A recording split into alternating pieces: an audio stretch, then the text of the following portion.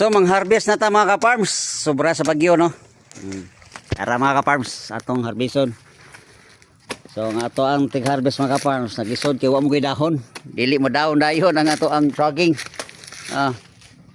Mo ni dalili mga ka-farms ang ato ang gituba ron no. Modritso na ron. Nahinay lang yun. Tumba na na, amin na sangkot di. Kiyawan ta na sangkot ta. So kiyawan ta ni mga ka-farms no. Na mo ni primero na itong tubon.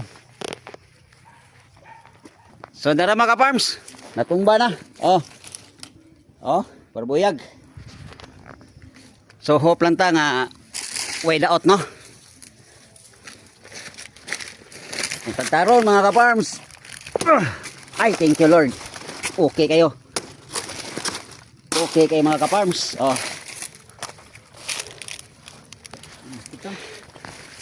So, one down. Ang bulig O na itong bulig sa atong saging mga ka-farms. So, ikaduha na pod. Ikaduha na to. So, hinaot lang ta nga okay lang gyapon ang iyahang quality no. Watay sakit.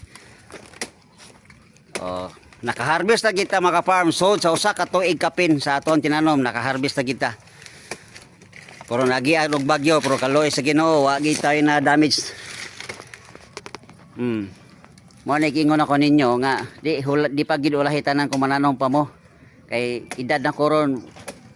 Naka-harvest pa gyud. Okay mga farm, see you tanan na lang no. Videohan na nako tanan ng ma-harvest nako. Bye bye. Thank you for watching. Ug mga adlaw ko na tanan.